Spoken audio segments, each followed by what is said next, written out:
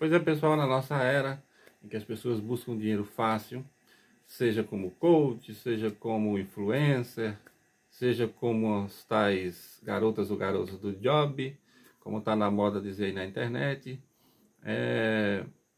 há uma mistura de tudo isso também a formas espirituais. Tem até supostos mestres aí que dizem que tem casas de prostituição ao lado dos seus templos religiosos, abrem templos a Lúcifer, templos satanistas, e dizendo que isso é quimbanda, que isso é uma nova forma de culto, o ocultismo, que ninguém sabe nem qual a origem direito disso, uma falsa quimbanda aí que não tem limites, que diz que Exu não tem limitação, não tem ligação com nada e que faz o que quiser e vive de amarração, de pacto, de sacrifício e tudo mais. E eu fico muito triste e muito receoso ao ver jovens. Eu vejo garotas aí muito bonitas entrando nesse meio, todos cheios de tatuagem nos braços, no rosto, de piercing e com turbante, como se fosse mãe de santo ou sacerdotisa. Se titula sacerdotisa fulana, sacerdotisa ciclana. E que dizendo que os cultos brasileiros não têm limite. Pelo contrário, tem muito limite, muito mais do que se pensa. Eu estava vendo uma live um dia desse, um homem forte, musculoso, os braços todos tatuados, vestido de pombagira, com um chapéu na cabeça como daquelas ladies de Bridgerton, né? Que tinha no século XVIII, na França, que para eles a imagem da pombagira é assim, é como se fosse francês. Eles criticam tudo que vem da Europa e diz, não sei o que, não tem influência do patriarcado, do cristianismo, que não tem que acreditar em nada, mas as roupas das pombagiras aqui que vem nesse caso de Ubanda é como se fossem uns ciganos lá da Europa, com aquelas rouponas, aquelas saionas, chapéu, cigarrilhas, como se isso fosse a imagem real de pombagira, aliando a prostitutas da Europa. Só que a pombagira tem a ver com a ancestralidade. E ela jamais vai incentivar a prostituição, apesar dela ser estigmatizada no seu karma, de ser ligada a pessoas que foram abusadas, que foram abandonadas, como é o caso de Maria Mulamba, Maria Farrapes e assim por diante. Elas não estimulam, elas estão justamente para trabalhar ao contrário, a levar a sua médium, a sua protegida, a superar isso, a luz, a tirar da sombra para a luz. Que isso vai fazer? Ela evoluir também, de esquerda para a direita, de quiumba, ou de encantada, ou de desencarnada, a orixá vai evoluir, junto com sua médium, que vai evoluir o karma e vai ter o seu dharma restaurado. Então as pessoas fazendo amarração, fazendo pactos e usando a Umbanda como uma embaixada, um refúgio de defesas de conceitos e preceitos sexuais. A gente vê muitas mães de santos lésbicas, muitos pais de santos gays, incorporando mais orixás femininas, pombagira, do que Exu e do que orixás masculinos, e as mães de santo incorporando mais Exus, incorporando muito mais orixás masculinos e com relacionamentos assim, como se tudo fosse liberado, não tivesse regra na Umbanda, e que é o contrário. E antes de você dizer, tá com homofobia, não estou falando nesse conceito, cada um vive sua vida do que quiser. Eu estou falando de usar a Umbanda como uma embaixada para praticar o que quiser, como se a Umbanda não tivesse limite. Tem certos tipos de sacerdócios que não pode ser exercido por qualquer pessoa,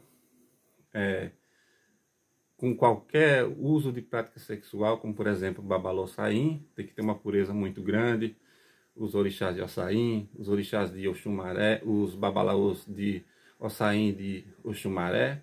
Então, não é assim fazer o corpo todo cheio de tatuagem, cheio de piercing, tudo liberado, como se fosse uma passarela da moda. Hoje em dia a gente vê no TikTok, atrás do like, mães de santos que ficam mostrando os braços para mostrar suas tatuagens, seus piercings e até coisas mais, né? Atrás do like, como se a Umbanda fosse tudo liberado. A Umbanda tem regras. Ela é uma religião iniciática. Mesmo quem critica a Umbanda esotérica, a Umbanda normal ela é iniciática. Ela tem sacerdócio. Ela não é assim para qualquer pessoa chegar lá e incorporando. Um outro defeito, uma outra coisa, é que todas as pessoas que procuram, vão no terreiro, querem incorporar de imediato e como se todo mundo fosse para incorporar. A maioria das pessoas não são incorporantes, não devem incorporar, é perigoso. Eu conheci uma pessoa que fez um mapa uma vez, que ela fez de tudo para incorporar, usava de tudo, fazia um ponta, fazia um ponto, fazia um chás, fazia um banho, fazia tudo, até o dia que ela conseguiu, e ficou com problemas psicológicos que ela tem até hoje. Ela faz terapia e não consegue. Porque a nossa mente ela é trancada com selos e chaves kármicos e espirituais de coisas que você não pode abrir assim. Esse papo de autoajuda, de autoconhecimento, nem sempre você pode ou deve se autoconhecer. Você não sabe o seu passado kármico, você não sabe as suas reencarnações, o que deve ser esquecido e superado. Então, não é todo mundo que tem que incorporar. A Umbanda não é só incorporação, ela não é como está hoje mais necromancia, pactos, usando magia negra, usando tudo isso a toda hora. A Umbanda você pode se reunir para contemplar a natureza, para entrar em contato com os elementos, para ofertar os orixás, para consagrar os orixás, para consagrar sua vida, seus chakras, limpar o seu corpo, tratar sua mente, tratar sua alma. Não precisa você incorporar o tempo todo se o orixá quiser, espontaneamente. Incorporar é uma coisa, você ficar o tempo todo é outra. Outra coisa que se vê é Pai de Santo explorando essas pessoas. Fica como se fossem... Eles levam a sério aquele trono que eles botam ali, que as mães de santos aqui tinha na Bahia. Eles abrem um terreiro e quer colocar para os pais de santo lavar até as cuecas deles, os pratos deles, fazer tudo, limpeza, fazer tudo. Tem muita gente que desiste, com pouco tempo diz assim, estou sendo explorado, não pisa mais o pé lá. Então, o sacerdote não é superior a ninguém.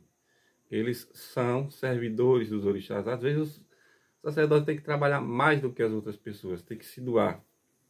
E sem falar na ganância das pessoas que inventam tratamentos, que inventam coisas miraculosas, caríssimas, que exploram as pessoas.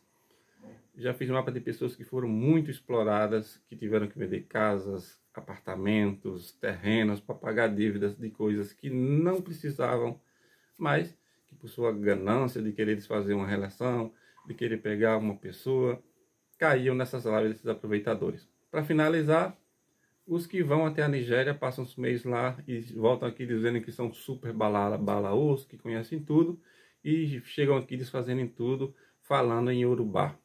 Hoje em dia, a Nigéria, 80% já são cristãos e muçulmanos. Não tem mais toda aquela tradição toda, e cada família lá tem os seus conceitos, seu conhecimento, mais na tradição oral. Então não venha da Nigéria para cá dizendo que sabe tudo. O Ifá não é a verdade absoluta. Ele é uma filosofia que tem que ser estudada e compreendida a seu modo, às suas necessidades. Coisas que são feitas para certas famílias na Nigéria são para eles lá. Você não tem que fazer coisas suas aqui para fortalecer a família deles lá.